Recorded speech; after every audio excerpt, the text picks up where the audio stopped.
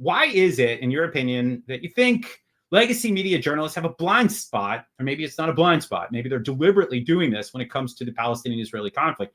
Why does this keep happening? So I don't think it's a coincidence that many of the people I went to college with at Columbia also ended up becoming journalists.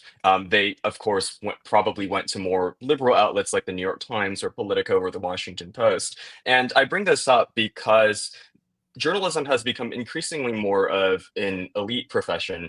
And we know that in recent years, in recent decades even, the elite institutions of America have been taken over by an ideology that tends to divide the world into simply oppressor categories and oppressed categories. And in terms of journalism, what that means is that the job is no longer to pursue the truth. It's to publish stories and to advance the power interest of what they perceive as the oppressed classes. So, in terms of the Israel Palestine conflict, it doesn't really matter to a lot of journalists whether the pictures that they're posting, whether the children are actually malnourished, whether the USAID report found no evidence, or whether it found a lack of evidence from the existing reports of Hamas aid theft. What matters is that the stories they publish are in support of their preferred side, which is the oppressed categories. And we know that this is not how the world works. This is not how the conflict works. And it's resulted in these kinds of narrative distortions that we're seeing.